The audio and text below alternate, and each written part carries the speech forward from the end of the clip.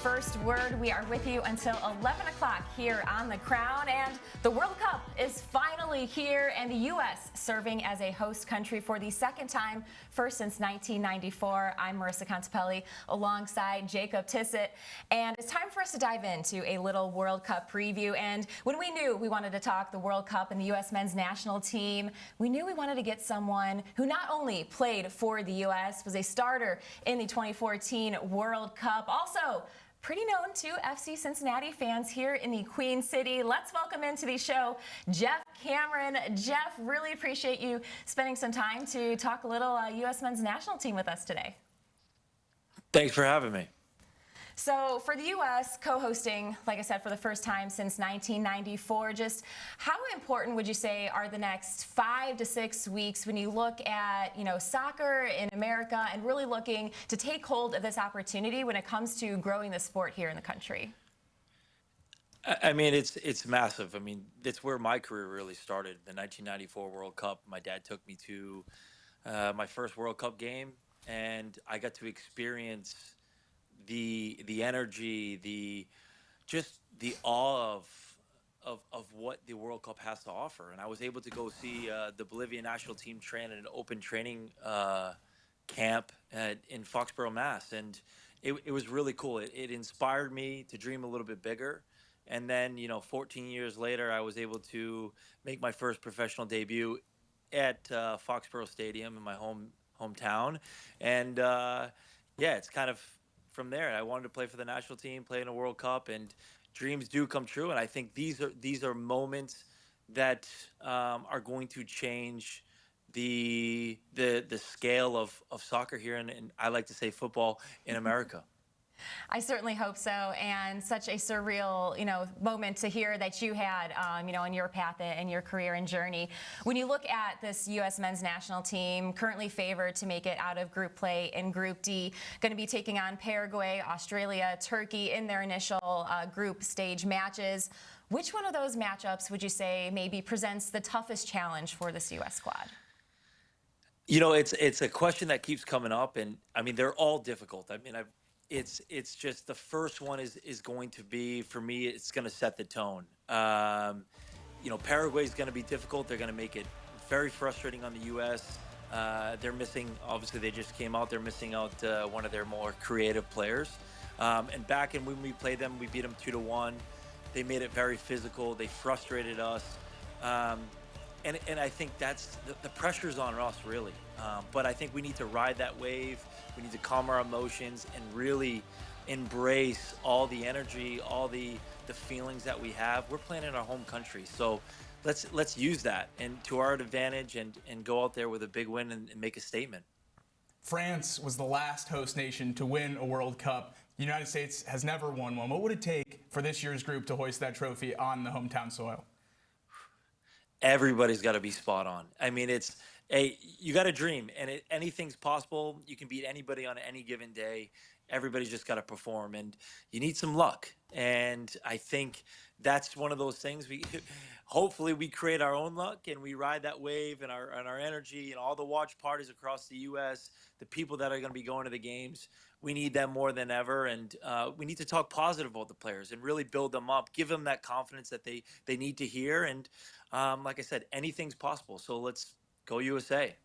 Go USA, certainly hoping for a long World Cup journey for this team. But when you think about what, success could look like for the U.S. men's national team, is it, really about results or performance, or is there something else, maybe bigger picture, that could be at play? No, I think it's really about results. I think, we've been trying to find that culture over the last year or two.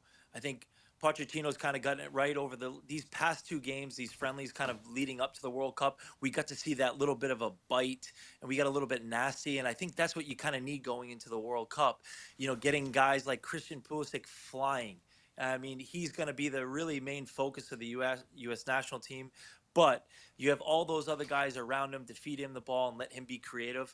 So getting that right, but don't take anything for granted. This is your moment. Embrace it, and leave it all out there. And that's really, really it. And I have a really good positive feeling about this because it's something so special that we won't see for a very, very long time us hosting the World Cup and the U.S. playing in front of their own fans.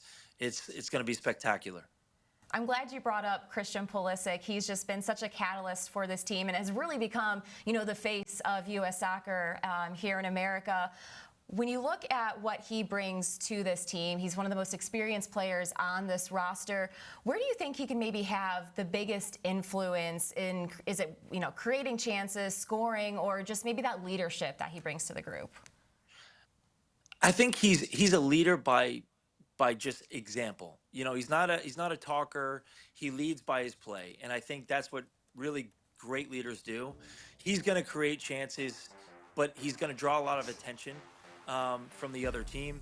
So by him drawing attention in, he might be able to slip other players in and really kind of get the other guys around. But for me, he's going to be our really go-to person to do something. I mean, he's faced a lot of backlash over these last couple of years. People telling him, him not taking a break and saying where's his focus with the U.S. men's national team. I've had the privilege and the honor to play with him when he first started his U.S. national team career.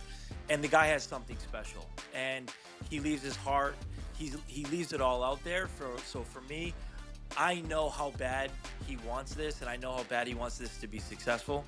So, hey, you got to back him up. And he's, like I said, whenever he faces adversity, he always puts the ball in the back of the net and he silences the critics. So let's see him do it again. Absolutely, and certainly the face of the U.S. men's national team. But outside of Pulisic, who's a player on the men's team this year that could be a breakout star and maybe become a household name to people who are kind of just tuning into this team in this World Cup? Yeah, I like Balogun. I like Tillman. I think Tillman gives something a little bit different than other players. He can find those creative passes that other players can't see. I mean, you can kind of compare him with Gio Reyna, but I think Tillman's kind of really on form right now. And if he links up with Christian, and then you have Weston McKennie and you have Tyler Adams, all kind of orchestrating that middle, I really think that Tillman can give something a little bit special. And yeah, I'd like to see him and Balogun really, really connect, and with Christian coming underneath. Geoff, you played defense for FCC here in Cincinnati. A fellow FCC defender on the United States men's national team this year in Miles Robinson. What could FCC fans expect to see from him, and what does it mean for him to make this roster after the turmoil in 2022? Yeah, I mean, obviously it's a big thing for him to overcome. Obviously, the disappointment when he got injured the last time around, and now he's here, and you could see it in the two friendlies leading up. He was, you could see that his nerves have kind of settled in and a couple of mistakes, but he recovered really quickly. He was able to bounce back. He's physical, he's strong, he's dominant. He's a physical specimen. So you can see the U.S. using him on set pieces and really if teams are high pressuring or they're looking for a counterattack, he's a guy that can stop that because he's just that physically strong and he's quick. So it'll give that more security at the back. But overall, I think it's a fantastic honor for him to be in there. And as one of the leaders, along with Matt Miazga at FCC, it's great to see him on the national team. It really is. I know all of us in Cincinnati are eagerly awaiting to see him take the pitch during this World Cup play. But Geoff, when you look at the U.S. roster and the way that they, like to attack and their style of play, what would you say is maybe the biggest strength of this team as they start tournament play? I would say they're a little bit underdogish, right? Like we don't have any crazy superstars where other teams that we're going to be playing against, and we kind of feel that if we work together as one, the 11 guys just buy into the idea. You got to go forward, you got to go backwards, and I think really understanding the discipline of that, anything's possible. And I think that's our really identity, and I think that's what the U.S. national team has always been about. We can go against the best countries in the world and go toe-to-toe with them as long as we're together, because hard work beats talent every single day of the week. And we do have some talented guys on the pitch now. And I think we show that tenacity, we show that desire, that discipline, and we show that little bit of nastiness. I think we can go a long way. For fans who are maybe newer to following Team USA as the World Cup approaches, what is one thing they should know about this squad as they lock in for the next few weeks? Well, I would say that this team has been known as the next generation, with a lot of young superstars, or you could say young talented players that are playing abroad now, and now it's their opportunity to shine, and really is it. These guys, some of them have played with each other since their youth teams, so that they have a really good understanding of one another. So if we can take that in, and just know, hey, these guys, they care, they love the national team. They're going to leave it on the field, because what I saw 2 days ago, it showed that they're a unit, and they got that culture right now. And now it's about these guys are going to be representing the U.S. and that wearing that flag on their sleeve, and they're ready to go. That culture and playing together, so important and critical. And Geoff, you playing and starting in that 2014 World Cup, you know what it feels like, that pressure, that environment, that high stakes situation. And I think it would be fair to say that this U.S. team has a lot of high expectations going into this World Cup. But the fact that it is here in America, is there an added sense of pressure that these players might feel, just knowing they want to represent well here on their home soil? And is there a way that they could maybe overcome, some of those pressures early on? Oh, for sure. I mean, it's definitely added pressure. I mean, they're playing in front of their own fans, and they're expected to at least get out of the group stage. And, I would say a good result would be getting into the quarterfinals. And then, hey, anything can happen. I mean, there's so many different scenarios. If they make it out of their group, what's their path? Which countries are they more likely to match up against? But I think just win them all and take it one game at a time. I mean, I'm literally getting I have like anxiety watching them. I'm nervous for these guys, because I know that feeling when you step on the field. All your hard work in your entire career comes down to these moments, and you've dreamed of these moments as a kid. And do you let the nerves take the best out of you, or do you embrace those nerves and you turn it around and you make it positive, and you fly off of that? So I'm really anxious for these guys. It's crazy. I was asked this question the other day, and I'm like, I'm more nervous as a fan now than I was as a player. So that should say enough. So we'll let the guys take it one game at a time. I'm not going to let you take it one game at a time. Give me your prediction for maybe how far the U.S. will make it in this World Cup, and then big picture, who do you see maybe hosting up, the final trophy when it's all said and done? Yeah, I mean, obviously, I got to go with the U.S. all the way. But if I was going to say another team, another country that just has something special right now at their moment, they've been resilient over these last couple of years. I mean, France is the favorite, you could say, more than Argentina. But I kind of have Portugal kind of sneaking in there a little bit, just because of the adversity that team has faced over these last couple of years.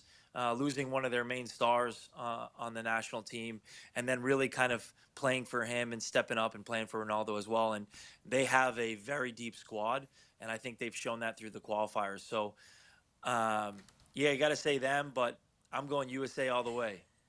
Go USA. Absolutely love it. Would be incredible to see the U.S. hold up that first World Cup trophy. Geoff, awesome analysis and insight. Really appreciate the time. Thanks for joining us. Thank you.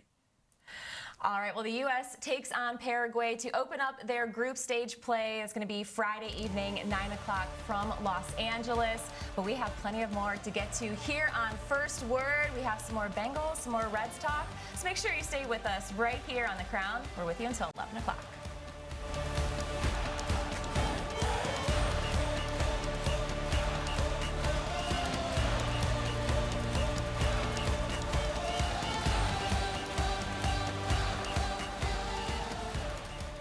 Geoff, really appreciate the time.